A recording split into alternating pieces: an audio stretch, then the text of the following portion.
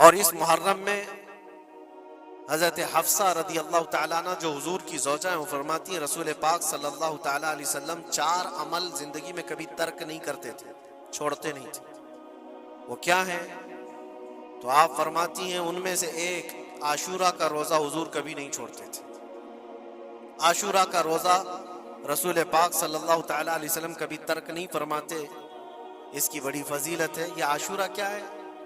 10ویں محرم کے دن کو عاشورہ کہا جاتا ہے، بڑا تاریخی دن ہے، اور بلکہ اللہ کے نبی صلی اللہ علیہ وسلم نے یہ بھی فرمایا قیامت بھی اسی دن کو آنے والی ہے۔ 10 محرم الحرام ہوگی اور جمعہ کا دن ہی ہوگا، جس دن سور پھونکا جائے گا اور پوری دنیا فنا کر دی جائے گی اور قیامت کا منظر قائم ہو جائے گا۔ عاشورہ کا دن آتا ہے تو اے مومنو، سب کے سب اللہ کی بارگاہ میں دوڑ آ جاؤ، عبادت کے لیے لگ جاؤ، اور اس دن یہ یاد کرنا چاہیے کہ یہی وہ دن ہوگا جب ہمیں بارگاہ رب العزت میں کھڑا کیا جائے گا۔ اولین سے لے کر آخرین تک جتنے بھی پیدا ہوئے اس روئے زمین پر سب کو اٹھایا جائے گا، حساب و کتاب ہوگا، اور وہ 50,000 سال کے برابر کا ایک دن ہوگا۔ اس دن کو یاد کر کے عاشورہ کا اہتمام کرنا ضروری ہے۔ عاشورہ میں تو ویسی یادگاریں بہت ہیں۔ آدم علیہ السلام کے متعلق ان کی توبہ اسی دن قبول ہوئی۔ نوح علیہ السلام کی قوم پر جو عذاب آیا تھا طوفان کا، وہ طوفان نوح سے کشتی کو جو نجات ملی نوح علیہ السلام کی، وہ بھی عاشورہ کا دن تھا۔ سیدنا یونس علیہ السلام کو مچھلی کے پیٹ سے باہر نکالا گیا، وہ بھی عاشورہ کا دن تھا۔ موسیٰ علیہ السلام کو فرعون سے نجات دی گئی، فرعون غرق ہو گیا، پانی میں ڈبو دیا گیا، وہ بھی عاشورہ کا دن تھا۔ بہت ساری اس طرح کی تاریخی چیزیں ہیں عاشورہ کے دن، لیکن یہ ساری تاریخوں پر ایک تاریخ غالب آ جاتی ہے، وہ رسول اللہ کے نواسے کی قربانی کا دن۔ السلام علیکم دوستو، یوم عاشورہ یعنی کہ محرم الحرام کی 10 تاریخ دوستو، محرم الحرام کی 10 تاریخ یعنی یوم عاشورہ کا روزہ بہت ہی فضیلت اور اس کی جو ہے کہ بہت بڑا ثواب ہے دوستو۔ جس طرح سے ابھی دنیا قائم نہیں ہوئی تب سے لے کر کے یوم عاشورہ کا روزہ رکھا جاتا ہے۔ یوم عاشورہ کا روزہ سرکار صلی اللہ علیہ وسلم نے بھی رکھا اور اس کی بہت بڑی فضیلت ہے دوستو۔ جس طرح سے یوم عاشورہ کے دن جس طرح سے کربلا ہوئی اور کربلا میں امام حسین شہید ہوئے دوستو، اس سمے سے لے کر کے اور اس سے پہلے بھی جب آدم علیہ السلام دنیا میں آئے تھے تب، اور جو یونس علیہ السلام جب مچھلی کے پیٹ سے باہر نکلے تو وہ بھی یوم عاشورہ کا دن تھا، اور تمام طرح کی باتیں مفتی سلمان اظہری اسلام سے جڑی ہوئی اور یوم عاشورہ سے جڑی ہوئی باتیں آپ لوگ سنیں گے اس ویڈیو میں اور جانیں گے۔ تو دوستو چلیے پورے ویڈیو کو دیکھتے ہیں شروع سے لے کر کے انت تک۔ آپ ہمارے چینل پہ پہلی بار ہیں تو سبسکرائب ضرور کریں۔ ہم اپنے چینل کے مادھیم سے اسلامک جو اچھی باتیں ہیں، حدیث سے قرآن سے جڑی ہوئی جو جانکاریاں وہ آپ تک مفتی سلمان اظہری کے روپ میں اور جو ہے کہ اور تمام علماء کرام کے ذریعے آپ تک پرووائڈ کراتے رہیں گے۔ تو دوستو چلیے پورے ویڈیو کو دیکھتے ہیں شروع سے لے کر کے انت تک، اور دوستو آپ کی اپنی رائے کیا ہے اس ویڈیو پہ ضرور لکھیں۔ اس لیے کہ وہ پوری امت کو ہلا دینے والا حادثہ ہے۔ نبی آخر الزمان صلی اللہ تعالیٰ علیہ وسلم نے اپنے اس لخت جگر کو، اپنے اس نور نظر کو، جس کے لیے اپنے سجدے لمبے کر دیا کرتے تھے، جانتے ہیں آپ حضور پاک صلی اللہ علیہ وسلم کے ایک بیٹے تھے حضرت ابراہیم، اور یہ اسی زمانے کے ہیں جب حضرت امام حسین بھی پیدا ہوئے تھے اور حضور کی گود میں آپ کے اپنے بیٹے بھی تھے۔ حضور صلی اللہ تعالیٰ علیہ وسلم کے وہ ایک ہی بیٹے ہیں جو 6 مہینے تک زندہ رہے۔ حضور صلی اللہ علیہ وسلم اپنی گود میں بٹھا کر انہیں پیار کر رہے تھے، اور امام حسین کو بھی گود میں رکھے ہوئے تھے۔ ایک طرف نواسا ہے اور ایک طرف بیٹا ہے۔ جبرائیل امین نے آ کر کے عرض کیا اللہ کے نبی صلی اللہ علیہ وسلم سے، کہا رب تبارک و تعالیٰ کی منشا یہ ہے کہ ان دونوں میں سے آپ کسی ایک ہی کو رکھ سکتے۔ اللہ کے نبی صلی اللہ علیہ وسلم نے امام حسین پر اپنے بیٹے کو قربان کر دیا۔ کہا ہے جبرائیل حسین کو رہنے دو، اس لیے کہ یہ میری آنکھوں کا بھی نور ہے اور فاطمہ کی آنکھوں کا بھی نور ہے۔ پھر چند ہی دن کے بعد حضرت ابراہیم کا انتقال ہو گیا۔ آپ اندازہ کریں جس حسین اعظم کے لیے رسول پاک صلی اللہ علیہ وسلم نے اپنے بیٹے کو قربان کیا، اور مدینے کی گلیوں میں جس کو اپنے کندھوں پر اٹھا کر سوار کرتے تھے، امام حسین حضور کے صلی اللہ تعالیٰ علیہ وسلم کے کندھوں پر سواری کیا کرتے تھے۔ دوش نبوت جن کی سواری ہو، اندازہ کر سکتا ہے کوئی؟ اس حسین اعظم کے چرچے مدینہ طیبہ میں بچپن میں ہی عام تھے. صحابہ اکرام رضوان اللہ تعالی علیہ مجمعین دیکھتے تھے کبھی حضور صلی اللہ تعالی علیہ وسلم مسجد نبوی تشریف لاتے تو یہ دونوں شہزادے حضور کے جبے پر لٹکے ہوئے آتے تھے. کبھی حضور ممبر پر کھڑے ہیں تو ایک شہزادہ حضور کے ایک قدم کو پکڑا ہے, دوسرا دوسرے قدم کو پکڑا ہوا ہے. یہ تو ان کی پرورش تھی جو بچپنے کی تھی. صحابہ ان کی اس بچپنے پر رشک کیا کرتے تھے اور صحابہ اکرام رضوان اللہ تعالی علیہ مجمعین ادب حد درجے کا کرتے تھے. آپ کو میں بتاؤں ادب تو ایسا تھا اہل بیت اطہار کا. امام حسین کی عمر چھوٹی سی تھی, امام حسین, اور ایک زمانہ ایسا تھا جب حضور پاک صلی اللہ علیہ وسلم کے وصال کے بعد حضرت ابو بکر کا زمانہ آیا, 2.5 سال آپ نے خلافت کی. پھر اس کے بعد حضرت عمر کا دور خلافت شروع ہوا, اور حضرت عمر کے دور خلافت کو کون نہیں جانتا. ایسے روب و دبدبے والا خلیفہ کہ لوگ ان کی ہیبت سے کانپتے تھے. قیصر و کسریٰ کانپ رہے ہوتے تھے, بڑی بڑی فوجیں تھراتی تھی اس نام سے, حضرت عمر کے نام سے. ان کے دور خلافت میں ایک بار ایسا ہوا تھا کہ حضرت عمر کے بیٹے ہیں عبداللہ, اور ان کا اور حضرت امام حسین کا بچپن میں کچھ جھگڑا ہو گیا. چھوٹی عمر تھی, امام حسین کی بھی عمر چھوٹی تھی, عبداللہ کی عمر بھی چھوٹی تھی. دونوں تکرار کرتے رہے, کچھ نہ کچھ بات چیت ہوئی ہوگی. تو حضرت حسین نے حضرت عبداللہ کو غصے میں یوں کہا, تو کیا مجھ سے بحث کرتا ہے, تیرا باپ تو میرے نانا کا غلام تھا, خلیفہ وقت ہیں وہ, اور ان کو اس طرح سے کہا تیرا باپ آج جو خلیفہ ہے وہ میرے نانا کا غلام تھا.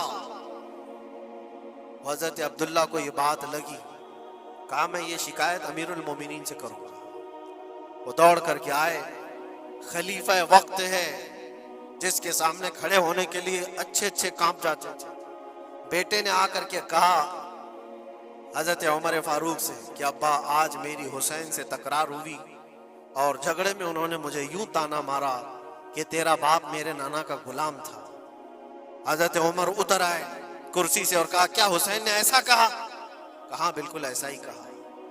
تو حضرت عبداللہ کہتے ہیں ابا کا جلال دیکھ کر کے میں سمجھ گیا کہ حسین کو سزا ملے گی.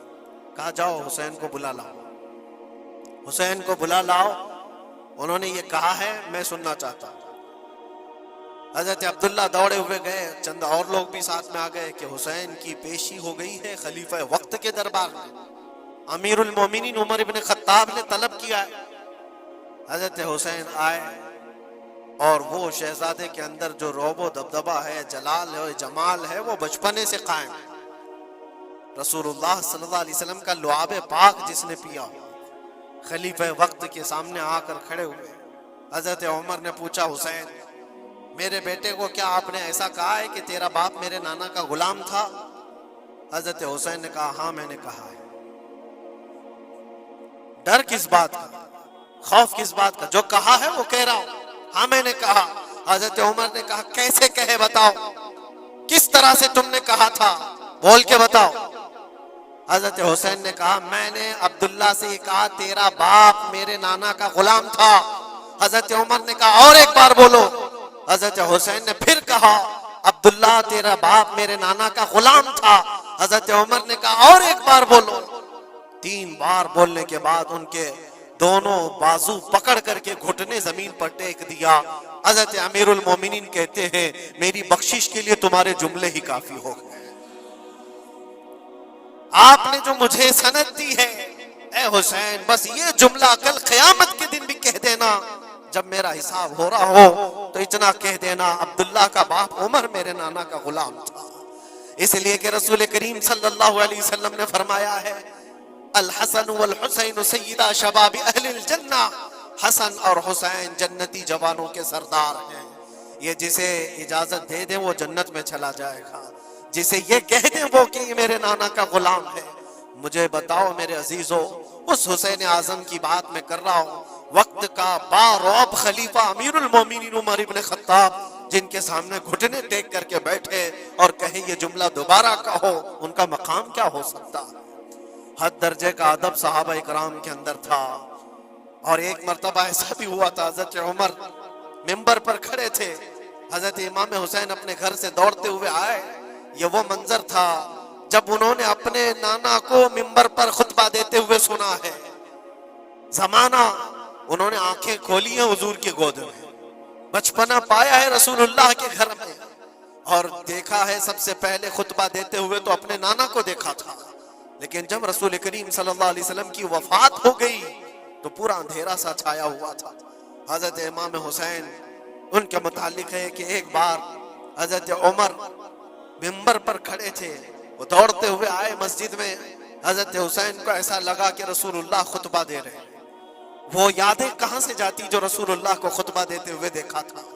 دوڑتے ہوئے آئے، دیکھا عمر فاروق خطبہ دے رہے ہیں تو چیخ کر کے کہا کہ آپ میرے نانا کے ممبر سے اتر جاؤ، یہ میرے باپ کا ممبر ہے، اپنے باپ کے ممبر پر جاؤ، تمہارے باپ کے ممبر پر جاؤ.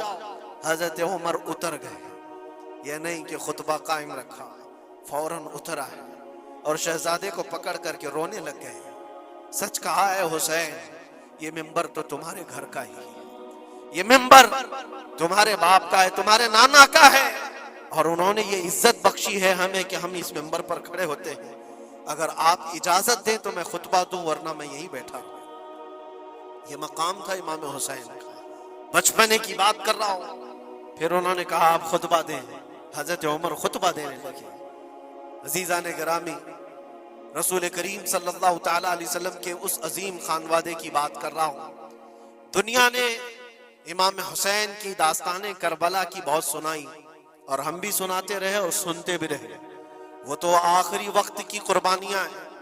جب آپ کی زندگی پاک تمام ہونے کو آئی اس وقت تو کربلا میں پہنچے، لیکن آپ کی ابتدائی زندگی اور آپ کی جوانی، یہ سب معاملات ہر نوجوان کے سامنے ہونا چاہیے. اگر نوجوان آج ہمارا یہ کہتا ہے کہ میرا آئیڈیل حسین ہے، تو اس کو حسین کی زندگی پڑھنا چاہیے. اگر وہ پڑھے گا تو یزیدیوں کی طرح جینا چھوڑ دے گا. جینے کا طریقہ یزیدیوں کی طرح اور نعرے حسین کے ہوں تو یہ زمین و آسمان کا فرق ہے میرے عزیزوں. آج بھی ہمارا امتحان اسی استقامت کو لے کر کے ہے. کتنے جمے رہو گے، کتنے ڈٹے رہو گے، یہی امتحان آنے والا ہے. آگے بھی دیکھنا، اس زمانے میں بھی دیکھنا، تمہاری ٹوپیاں اتاری جا رہی، تمہاری داڑیاں نوچی جا رہی، تمہارے برقعے، تمہارے حجاب سب سوالیہ نشان ہیں.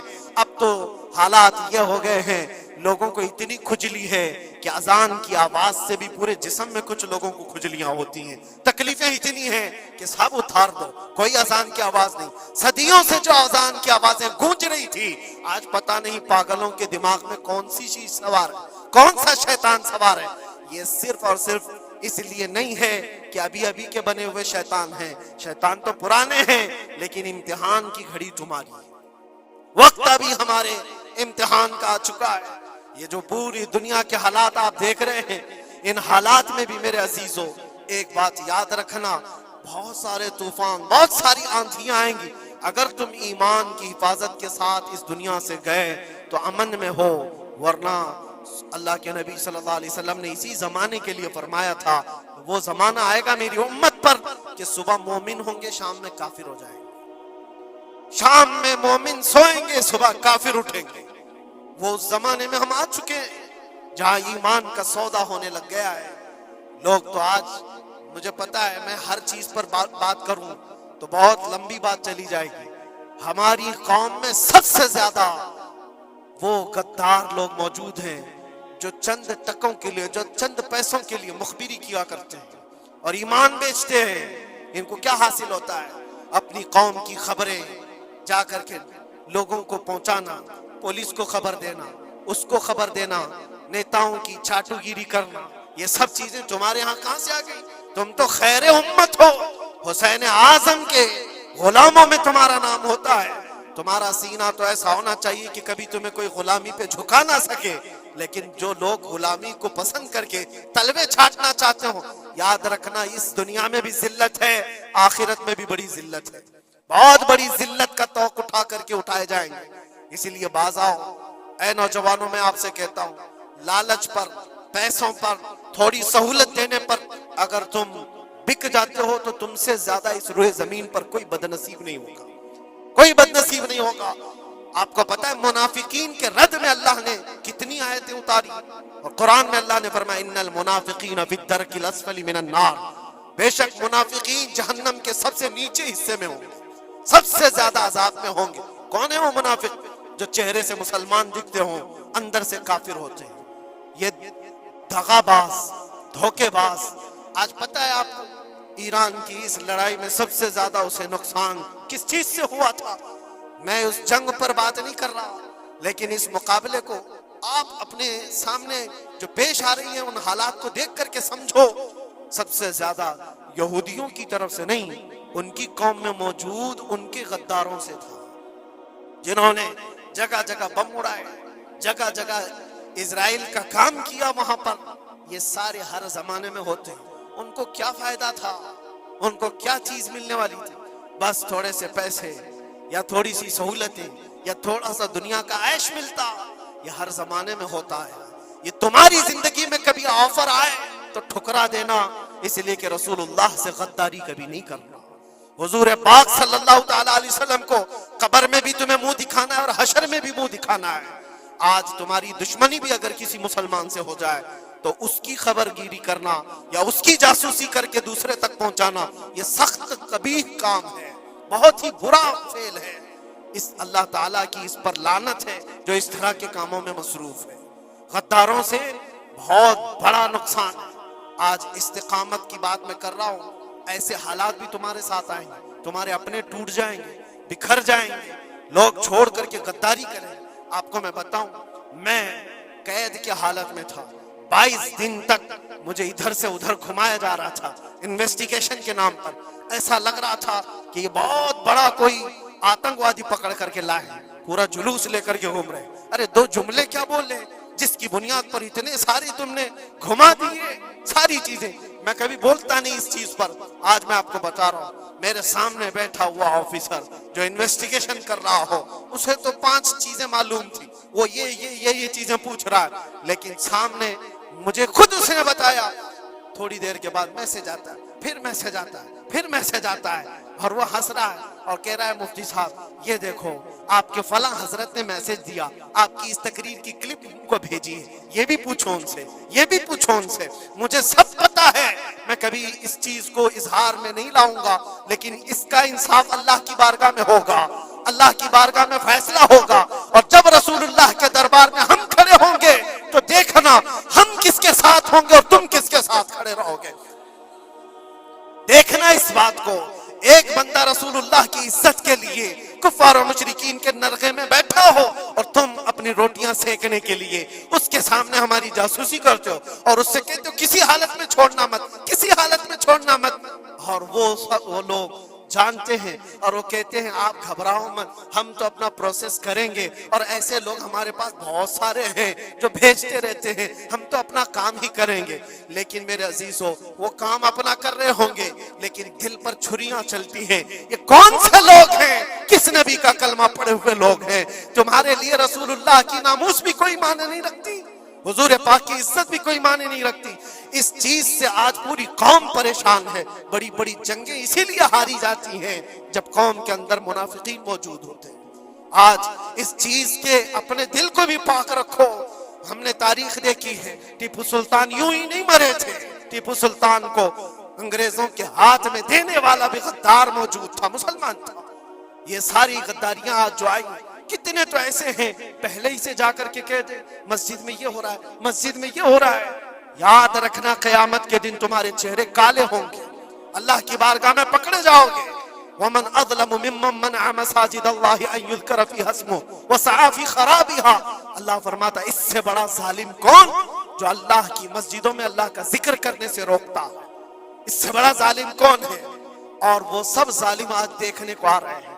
بہرحال خلاصہ کلام یہ ہے میرے عزیزوں، ہم حسینی ایمان رکھتے ہیں اور حسین کی طرح اللہ کی بارگاہ میں دعا بھی کرتے ہیں کہ مولا ساری قربانیاں ہو جائیں مگر ایمان کا سودا کرنے کی نوبت کبھی نہ آئے۔ رب تبارک و تعالی ہماری یہ حفاظت فرمائے کہ ہمارے جسم کے چھتڑے ہو جائیں مگر مولا تیرے حبیب پاک کی عزت اور ان کی محبت بال برابر بھی ہمارے دل میں فرق آنے نہ پائے۔ बाल बराबर भी फर्क होने ना पाए। अपनी औलाद को भी यही तालीम देकर जाओ, यही तालीम देकर जाओ। करबला सुनने का मतलब ये नहीं है माथा पीट लिया, सीना पीट लिया, रो धो करके उठ गए। रोना तो सबको आसानी से आ जाएगा, लेकिन हुसैन के उस मैसेज को अपने बच्चों में ऐसा पिला करके जाओ कि तुम्हारे दौर में भी यजीद आएंगे, तुम्हारे दौर में भी यजीदी फितने होंगे। उस वक्त मेरे बेटे चूड़ियां पहनकर घर में ना बैठना, यजीदियों का मुकाबला करने के लिए हक बात का ऐलान करना। मुझे याद है मेरी बात, मैं जिस वक्त अपने घर से दिल्ली के लिए निकल रहा था तो मेरी माँ ने यही कहा था, ना वापस आओ तो कोई बात नहीं, हमें यकीन है कि अल्लाह के रास्ते पर जा रहे हैं। अल्लाह तबारक व तआला इस इस्तिकामत को हर घर में अता फरमाए। हुसैन आजम का जज्बा अल्लाह ताला हमारी औलाद में अता फरमाए। व आखिरु दावाना अनिल हम्दुलिल्लाहि रब्बिल आलमीन। अस्सलामु अलैकुम। जैसा कि आपने पूरे वीडियो को देखा कि किस तरह से मुफ्ती सलमान अजहरी यौम अशूरा यानी 10 मुहर्रम हराम को लेकर के बातें कर रहे थे और बस समझा रहे थे कि यौम अशूरा का रोज़ा किस तरह से हमारे सरकार सल्लल्लाहु अलैहि वसल्लम ने रखा, और उनकी ज़ौजा किस तरह से बयान बता रही थी कि जिस तरह से सरकार जो है कि इस रोज़े को छोड़ते नहीं थे, यौम अशूरा का रोज़ा, और जिस तरह से तमाम घटनाएं यौम अशूरा के दिन हुआ है। और ये भी बता रहे थे मुफ्ती सलमान अजहरी, और हदीस में से भी ये साबित है कि यौम अशूरा के दिन ही होगा जिस दिन क़यामत आएगी। दोस्तों, जिस तरह से आपने पूरे बयान को सुना और जिस तरह से तकवा और जिस तरह से परहेज़गारी और जिस तरह से इमाम हुसैन ने शहादत पाई और जिस तरह से उन्होंने फाका कसी किया और अहले बैत ने जिस तरह से करबला के अंदर शहीद हुए और तमाम तरह की जो घटनाएं करबला के अंदर हुई है, और सब सारी बातें मुफ्ती सलमान अजहरी ने बताई। और आज दोस्तों जिस तरह से मुहर्रम हराम का महीना भी चल रहा और इस तबरुक महीने में हमें तमाम तरह की जो है कि रोज़े, नियाज, फातिहा वगैरह ज़रूर दिलाना चाहिए। तो दोस्तों आप भी इस तरह से रोज़े, नमाज पढ़िए और तमाम तरह की जो तबरुक हैं उसे आप इमाम हुसैन के नाम से, करबला के नाम से फातिहा दीजिए। तो दोस्तों आज के लिए बस इतना ही। अगर वीडियो अच्छी लगी हो तो वीडियो को लाइक, शेयर और हमारे चैनल को सब्सक्राइब जरूर करें। और दोस्तों आपको मुफ्ती सलमान अजहरी की वीडियो अच्छी लगती है तो कमेंट बॉक्स में ज़रूर लिखें, ताकि हम आपके लिए ऐसे ही और जानकारी और मुफ्ती सलमान अजहरी की बातें आप तक पहुँचाएँ। तो दोस्तों आज के लिए बस इतना ही, फिर मिलेंगे एक नई वीडियो के साथ। तब तक के लिए अस्सलाम वालेकुम, खुदा हाफिज़।